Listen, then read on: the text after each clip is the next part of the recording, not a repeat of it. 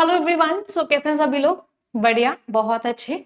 सो SBI clerk का examination है।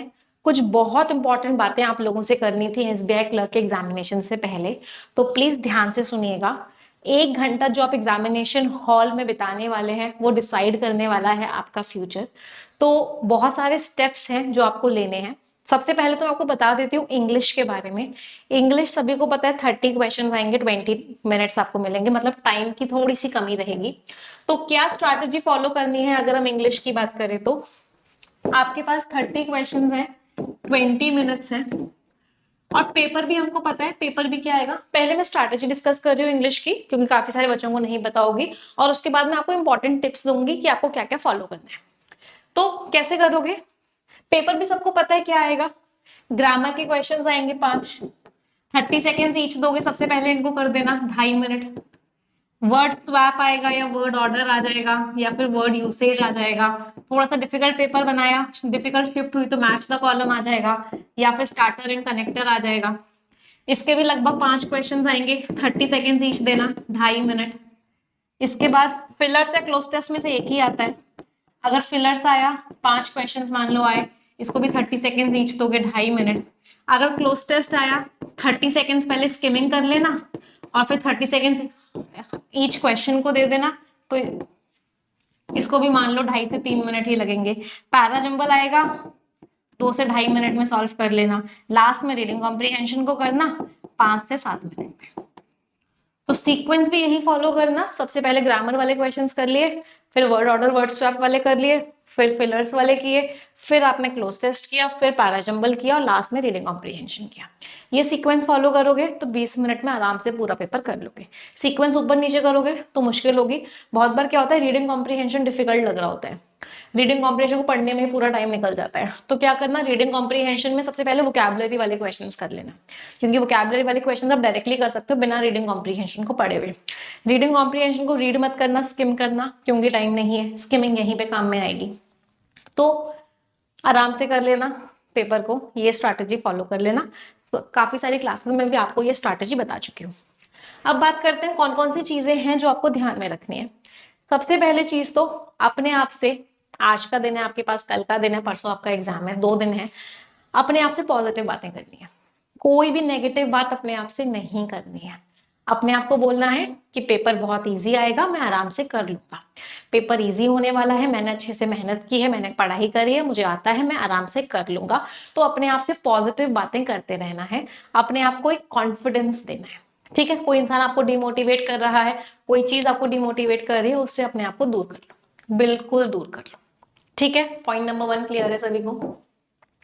Point number 2, अगर आप मेडिटेशन की आदत आपको नहीं है, आप इतने टाइम से मेडिटेशन नहीं करते आ रहे थे, आज और कल मेडिटेशन जरूर करना। कुछ नहीं करना, 5 से 10 मिनट खाली बैठना, आंखें बंद करके बैठना और यहाँ पे इस पे फोकस करने की कोशिश करना। बस, बहुत सारे ख्याल आएंगे उस समय, आएंगे जाएंगे, आएंगे जाएंगे, आएंगे जाएंगे। उन ख्यालों को ना ही लाने की कोशिश करनी है, ना ही हटाने की कोशिश करनी है, सिर्फ यहाँ पर फोकस करना है, इस पॉइंट पे फोकस करना है। और ऐसे 10 मिनट खाली आज बैठ जाना और ऐसे ही 10 मिनट कल बैठ जाना। परसों सुबह सुबह का टाइम मिले तो परसों सुबह सुबह भी इस चीज को कर लेना। क्यों कह रही हूँ, नर्वसनेस से ओवरकम करने में ये स्ट्रैटेजी आपको बहुत ही ज्यादा हेल्प करेगी। मार्क माय वर्ड्स, बहुत सारे बच्चों को बहुत कुछ आता है, बहुत मेहनत करके आते हैं, लेकिन जब पेपर देने जाते हैं नर्वसनेस की वजह से ही पेपर नहीं कर पाते। जल्दी जल्दी क्वेश्चंस चेंज कर रहे होते हैं, क्वेश्चन को ध्यान से नहीं पढ़ रहे होते, डायरेक्शंस पढ़ना भूल जाते हैं। तो ये सारी प्रॉब्लम्स आते हैं जब आपका माइंड स्टेबल नहीं होता है, आपका माइंड काम नहीं होता है। तो ये जो स्ट्रैटेजी है ये आपको माइंड को स्टेबल रखने में और काम रखने में हेल्प करेगी। ठीक है, जब पेपर देना स्टार्ट करोगे एक लंबी सांस लेना, टेक अ डीप ब्रेथ, उसके बाद पेपर को अटेम्प्ट करना स्टार्ट करना। इधर उधर मत देखना। बहुत बार क्या होता है, पेपर कर रहे होते हैं कि बगल वाला क्या कर रहा है, उधर क्या कर रहा है, इन्विजिलेटर ने कोई आवाज लगाई, किसी ने कुछ बोला, इधर उधर बिल्कुल भी नहीं देखना है। कुछ उस 1 घंटे के लिए आप और आपकी स्क्रीन, बस यही 2 चीजें होनी चाहिए जिनके बीच में रिश्ता होना चाहिए। इसके अलावा किसी को नहीं देखना है, किसी को नहीं सुनना है कौन क्या कर रहा है, पूरा फोकस अपने पेपर पे रखना है, क्योंकि time is very very important. Time बहुत इंपॉर्टेंट है। डायरेक्शंस को स्किप मत करना, क्वेश्चन की डायरेक्शन जरूर पढ़ना। एक एग्जांपल बता देती हूँ, एक बार एक फिलर के क्वेश्चंस आए थे, आई थिंक एसबीआई क्लर्क या एसबीआई पीओ में से था। डायरेक्शंस में लिखा हुआ था आपको फिलर के क्वेश्चन में वो वर्ड बताना है जो नहीं आ सकता।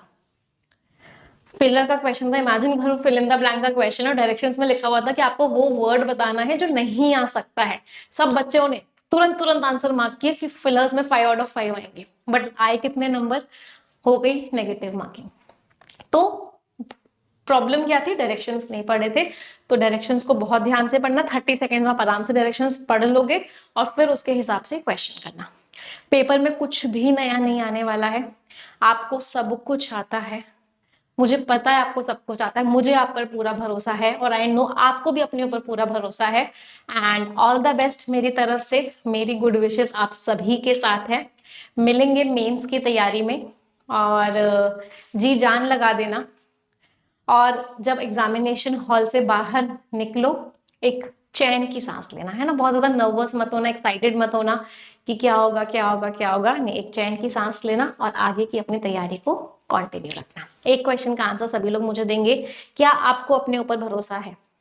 सभी लोगों का मुझे इस कमेंट में आंसर चाहिए। Do you believe in yourself? क्या आपको अपने ऊपर भरोसा है? अपने ऊपर भरोसा रखना ही रखना है, भले ही दिल में बहुत डीप ये बात आ रही हो कि यार तूने पढ़ाई तो करी नहीं है। हो सकता है कुछ बच्चों ने नहीं करी होगी पढ़ाई, उनका दिमाग और दिल उनको चीख चीख के बोल रहा है या तूने पढ़ाई तो करी नहीं, फिर भी अपने दिमाग को बोलना है नहीं मुझे सब कुछ आता है। क्योंकि इस समय, ये जो समय है बहुत इंपॉर्टेंट, और आपका एटीट्यूड डिसाइड करता है आपकी डेस्टिनी।